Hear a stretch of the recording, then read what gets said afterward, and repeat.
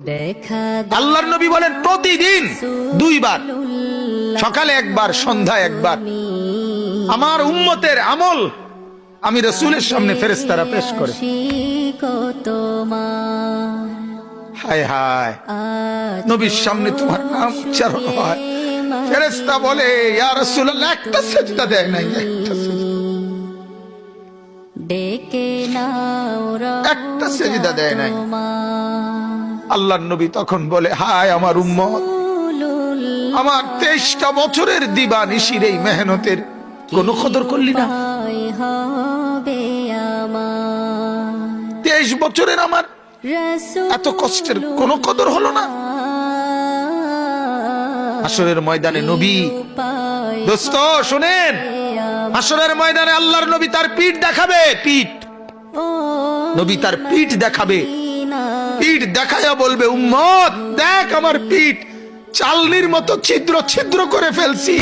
তায়েফের বাচ্চারা যখন আমার পাথর মারছে, ওই পাথরের আঘাত সইতে গিয়ে সেদিন দেখবেন, সেদিন বুঝবা যুবক, নওজোয়ান, তোমার জন্য কাদার কেউ নাই, তোমাদের জন্য ভাবার কেউ নাই, মা বাপ ছেড়ে দিছে তোমারে, যা বাবা নষ্ট হয়ে যা। আহা, মোবাইলের হাতে ছেড়ে দিছে তোমারে, নষ্ট বন্ধুদের হাতে ছেড়ে দিছে তোমারে, যা বাবা পেটের বুক লাগলে ভাত খাইয়ে যাইস, বাকি টাইম নষ্ট হয়ে যায়। অভিভাবক ছেড়ে দিছে সন্তান,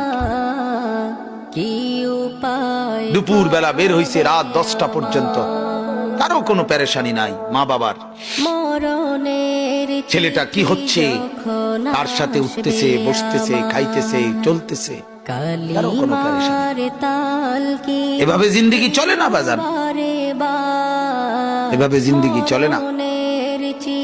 এজন্য আল্লাহ তাআলা প্রতিদিন ডাকে আমার বান্দা আমি কি অপরাধ করেছি।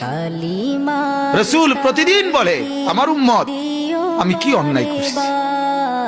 আমার তায়েফের রক্তের কোনো দাম নাই, আমার উহুদের দান শহীদ করার কোনো মূল্য নাই। 14 দিন আমি পেটে পাথর বেঁধেছি, আমার সেই পাথরের বাধা পেটের কোনো মূল্য নাই। আমি 3 মাস ঘরে চুলায় আগুন জ্বলে নাই, আমার সেই জীবনের কোনো মূল্য নাই।